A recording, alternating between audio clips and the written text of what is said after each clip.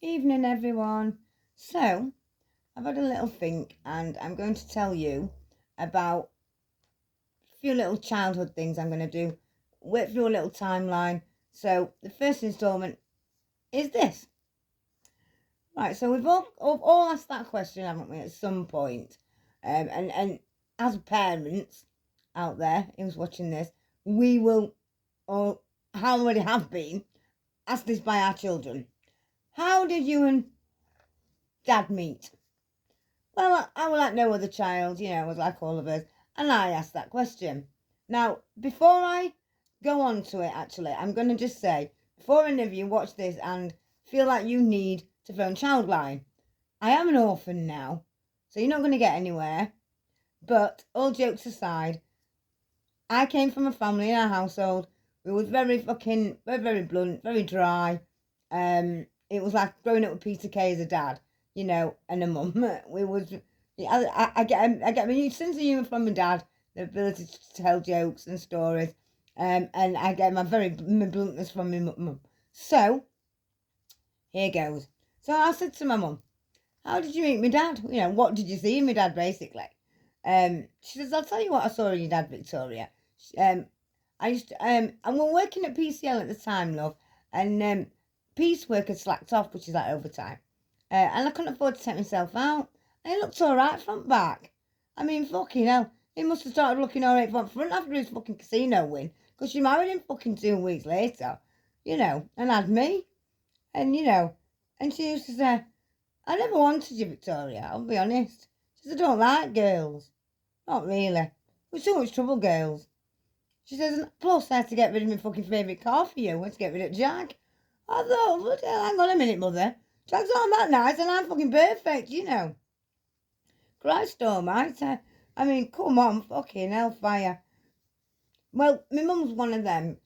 She had me quite late in life, so she's about 50. So all my friends, and even my niece, her parents was like, young and trendy, so to speak. And, I'd got my mum, like, the nan's age, so to speak. And wow, fucking hellfire. And her sort of morals and her views were like that of your nanans, where you had children, you looked after them. There were no like getting a babysitter in and going out clubbing or anything like that.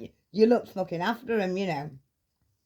And I can remember my mum and dad needed to go out to a funeral.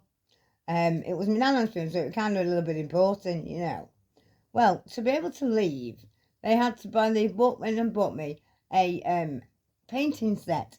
I can always remember it. And they then escaped. So I was in the room painting with my brother, because I'd got two brothers from my mum's previous marriage, but they was like, they was grown up, they'd moved out. So I was brought up effectively as an only child, So I was spoiled. And I can remember my brother was like looking after me, keeping me busy while they made their escape, doing this little fucking painting. Well, the moment they fucking must have got off at drive-by, something clicked. Where's my mother and dad, I mean, fucking hell, I'm normally attached to my mum's fucking hip and definitely attached to my dad's fucking wallet, So I went running round the house trying to find them, looking up fucking cupboards, they weren't there. Well, apparently I just screamed. I screamed from that the moment I found out they were gone till the fuckers come back. Thank fuck they didn't go to after party at fucking, Christ on fucking mighty. Oh my good God. Well, I was an only child, you see. Like I said. Well, brought up as one. I didn't even know I had other brothers and sisters from my dad's previous fucking relationship, until my sister come and knocked on the door and asked for my dad to pay for a wedding, but that's another story. So anyway, my first word, believe this, is I want. And from then on I got. I didn't really have many fucking friends who sort of come and play at a drop of a hat, So I used to play with Leanne. Leanne was my brother's daughter. So even though I'm slightly younger than Leanne, I am her auntie. And I didn't really like sharing. I mean, I used to share sometimes with her. Three-legged dolls that I had, that sort of thing. Well, not 3 legs, but, you know, they had a limb missing maybe because it was, you know, that sort of thing. Well, like I say, I'm very demanding, so I got a bee in my bonnet. Can't remember where I saw this vision, but I now was pestering Mum and Dad to have lead put on their windows and get a stable door as a kitchen door. Well, they kind of probably drew the line, you know, kind of changing the way their house looked, you know. So instead, much to my delight, they built me a little windy house on the back garden out of wood, and I had my own leaded windows and my own stable door.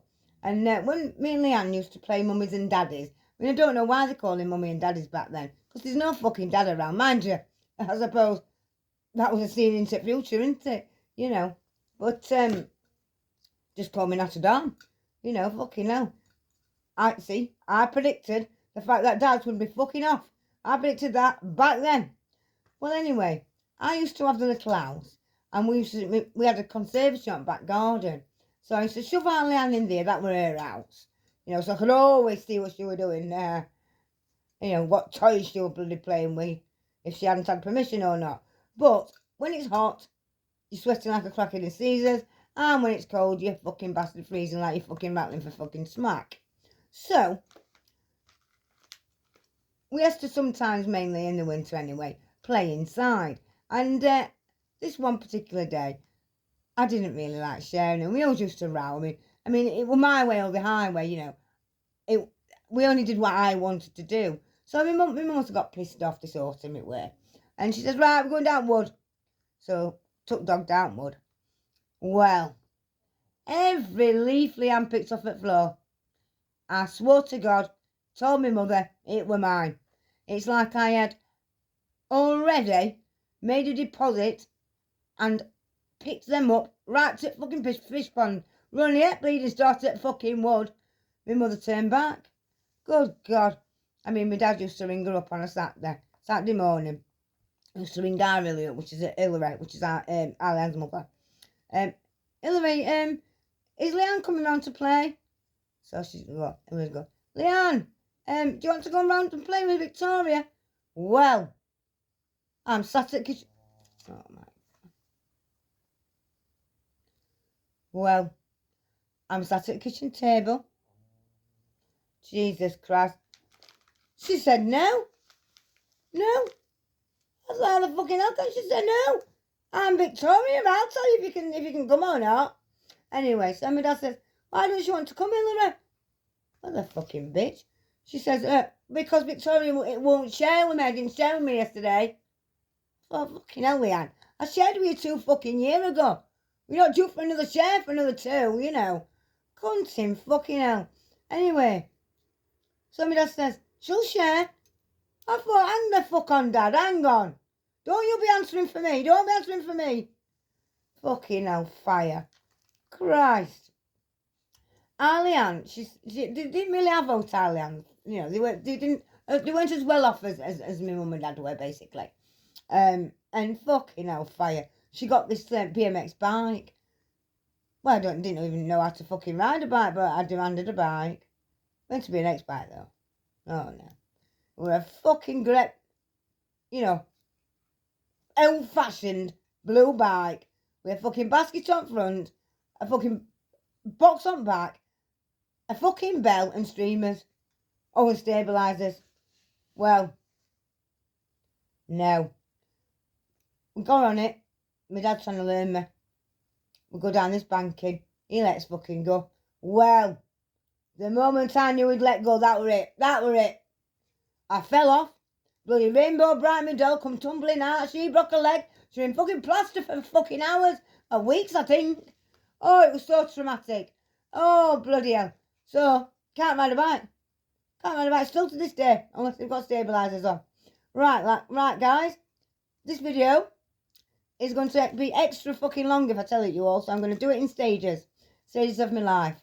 Okay? Tell me what you think.